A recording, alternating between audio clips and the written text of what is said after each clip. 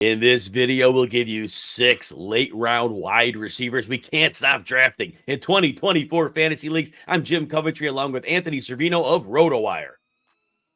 My first late-round wide receiver I cannot stop drafting, Jim, Mike Williams of New York Jets. And at cost, ADP 143, he's a steal compared to the upside of a lot of players going around him. And he also brings a lot of upside and a high ceiling when he's healthy. Now, I get he's coming off the ACL injury, which could limit him early. But we know when Mike Williams is on the field, he's one of the more explosive wide receivers in the NFL. He averaged 16.7 fantasy points per game last season. I get it was only 3 games, but that was a career high in that category. He was also a wide receiver 20 or better in fantasy points per game in both 2021 and 2022. He excels as a big play receiver. You have Garrett Wilson on the other side. It's going to be a similar situation of what he had with the Chargers in terms of he's not going to really see a lot of double coverage.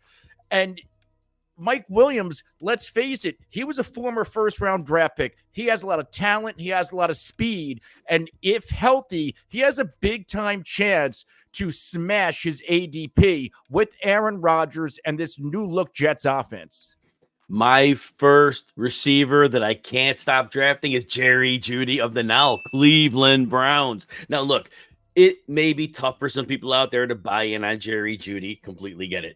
The Browns not only traded for Jeudy, but they signed him to a 3-year extension. Now, look, Jeudy in Denver was part of some very iffy offenses. In 2022, Jeudy did get to 972 yards and 6 touchdowns. Not a great season, but it was good. But here's the point.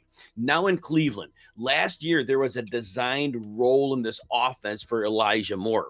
Now, Elijah Moore only caught about 50% of the passes thrown his way. Some of it was on the quarterbacks, but the thing that was problematic, Elijah Moore was only 30th percentile after the catch.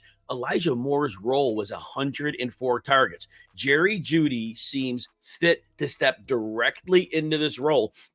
And if Jerry Jeudy does one thing well, he can run after the catch. Last year, Jeudy was 86th percentile after the catch. And remind you, that's compared to Elijah Moore, who was 30th. So in the same role, in the same offense, Jeudy has some issues with hands now and again, but of those 104 targets, if we extrapolate those out, Jeudy is definitely going to pass 1,000 yards for the first time in his career, and that makes him a value well outside 120 picks into a draft.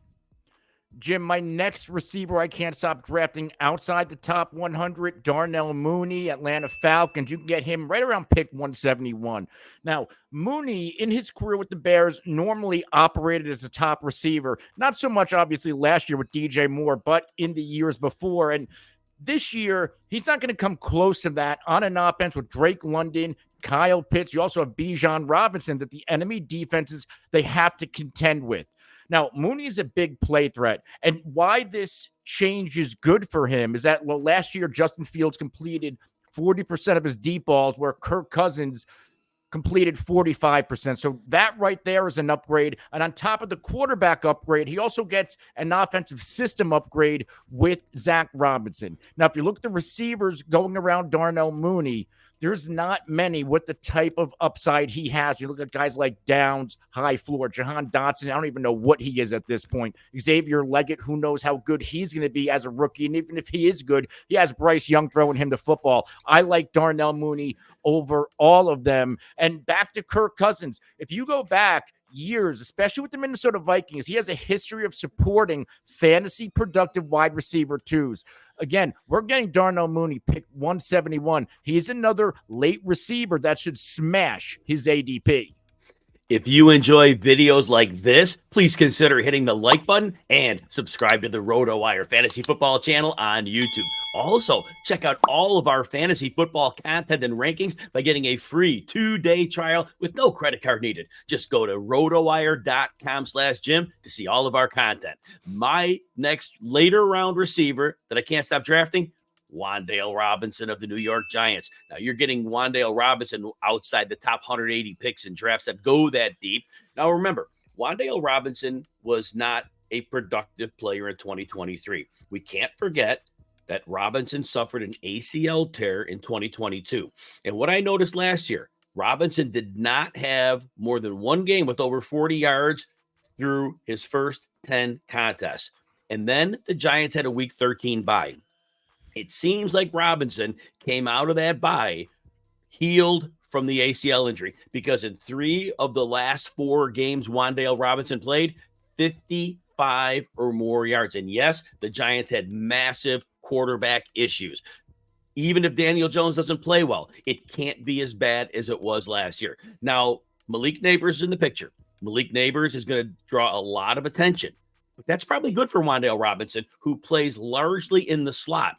Robinson gets open very quickly. Also, in terms of yards after the catch, Robinson was in the 68th percentile, but that takes into account last year when we said it was clear his knee was not right. This could be an 80th to 90th percentile yards after the catch player. And look, when you're drafting this late in a PPR league especially, Wandale Robinson is going to be busy against zone defenses, so grab those shares of Wandale Robinson. Jim, the next receiver I can't stop drafting is Jalen Tolbert. And let's face it, this guy's free. Now, I talked about Mike Williams, Darnell Mooney. We know who they were. They had a track record of success earlier in their careers. Jalen Tolbert, he's just not the same. Jalen Tolbert's first season in Dallas, it was an afterthought. And last year, he made a few plays. This season, they moved off of Michael Gallup.